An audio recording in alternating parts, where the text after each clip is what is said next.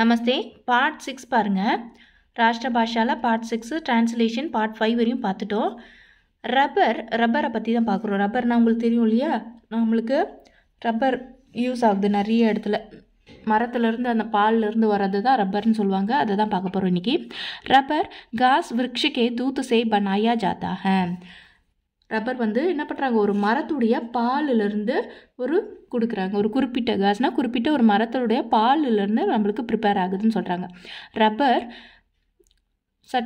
Some trees மில்க்லேருந்து prepared பண்ணுறாங்க. Rubbers are made with latex got from certain tree. அந்த பால் இருக்கு இல்லையா, விருக்ஷிகா பாலை லேட்டக்ஸ் அப்படின்னு சொல்கிறாங்க இங்கிலீஷில். உஸ்கே விருக்ஷ भारत जावा सुमत्रा मलाया अफ्रीका और दक्षिण अफ्रीका में पाई जाती हैं. அந்த விருக்ஷ அந்த ட்ரீ எங்கெல்லாம் இருக்குன்னா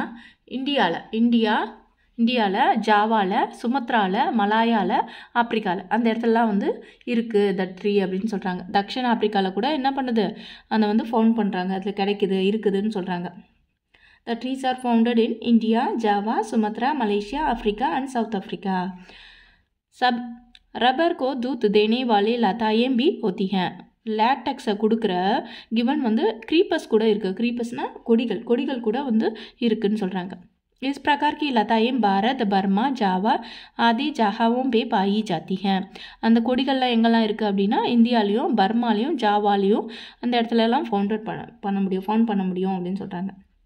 रबर के दूध को इकट्ठा करने के बाद उसे गर्म पानी में उबला जाता है. रबर அந்த லாக்டஸை கலெக்ட் பண்ணிவிட்டு ஆஃப்டர் தட் ஹாட் வாட்டரில் என்ன பண்ணுறாங்க, உபலா ஜாத்தா है, பாயில் பண்ணுறாங்க. उबलने के बाद वह गर्म हो जाता है. அதை பாயில் பண்ண பிறகு அது नरम हो जाता है. नरमना சாஃப்டாக மாறிடுது, பிகம்ஸ் ஏ சாஃப்ட். रबर को सीधे अंग पर नहीं उबलाते. डायरेक्टाக रबரை என்ன பண்ண முடியாது, ஃபயரில் நாட் பாயில்டு. क्योंकि बिकॉज उसके जल्दी अंग लग जाती है. அதை சீக்கிரமே ஃபயர் இன்ஃப்ளமெண்ட் ஆகிடும், அதாவது பற்றிக்கும். அதனால் அதை டைரெக்டாக பண்ண மாட்டாங்க, தண்ணியில் போட்டு தான் பண்ணுவாங்க. पानी में अब उबलने के बाद जो सिंचम नीचे के बैठ जाती है. அதை பானி வாட்டரில் பாயில் பண்ண பிறகு ஆஃப்டர் தட் சம்திங்ஸ் கலெக்ட் ஆகுது எங்கள் கீழே, செடிமெண்ட், அதாவது அந்த வீழ்படிவுன்னு சொல்லுவாங்க. செடிமெண்ட்னா வீழ்படிவு, அது கலெக்ட் ஆகும். அதை நம்ம எடுத்து தான் அதில் ரப்பர் பண்ணுவாங்க. உஸ்மேம் சே ரப்பர் நிகழ்த்தி, அதுலேருந்து தான் ரப்பர் மேக் பண்ணுவாங்கன்னு சொல்கிறாங்க. ஆஜ் ரப்பர் நே ஹமாரா ஜீவன் மேம் இத்தனை அதிக ஸ்தான் ஜமா தியா ஹை. நவடேஸ் ரப்பர் நம்முடைய லைஃப்பில் இவ்வளோ இம்பார்ட்டன்ஸான ரூல்ஸ், ஸ்தான்னா ரூலை இருக்குது. यदि वह ना हो, ஒன்ஸ் நாட் ரப்பர் இல்லை அப்படின்னா तो हमारा उनके आवश्यक कार्य बंद हो जाए. நம்முடைய இம்பார்ட்டன்ட் ஒர்க்ஸ்லாம் என்ன ஆகிடும், ஸ்டாப் ஆகிடும் அப்படின்னு சொல்கிறாங்க.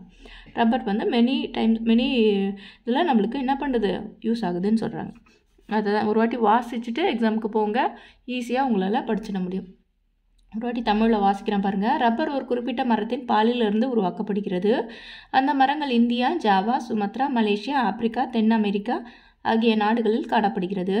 ரப்பர் உருவாக தேவைப்படும் பாலை தரக்கூடிய செடிகள் உள்ளன. இந்த வகை செடிகள் இந்தியா, பர்மா, ஜாவா ஆகிய இடங்கள் காணப்படுகின்றன. ரப்பர் உருவாக தேவைப்படும் பாலை சேகரித்த பிறகு அதே சூடான நீரில் கொதிக்க வைக்கிறார்கள். கொதிக்க வைப்பதால் அது நெகிழ்கிறது. ரப்பரை நெருப்பில் நேரடியாக கொதிக்க வைப்பதில்லை, ஏனென்றால் ரப்பரில் நெருப்பு எளிதாக பற்றிக்கொள்ளும். சுடுநீரில் கொதித்து வைத்த பிறகு கீழே தங்கிவிடும் பொருளிலிருந்து ரப்பர் எடுக்கப்படுகிறது. இன்று ரப்பர் இல்லாவிட்டால் நம் முக்கிய வேலைகள் நின்று போகும் என்ற அளவுக்கு ரப்பர் நம் வாழ்வில் மிக முக்கிய இடத்தை பிடித்து கொண்டுள்ளது அப்படின்னு சொல்கிறாங்க. அவ்வளோதான் தமிழில். சரியா, நீங்கள் ஒரு வாட்டி வாசிச்சுட்டு எக்ஸாம் போங்க, உங்களால் ஈஸியாக எழுதிட முடியும். சரியா, பார்ட் 7 பார்க்கலாம். தன்யவாதம்.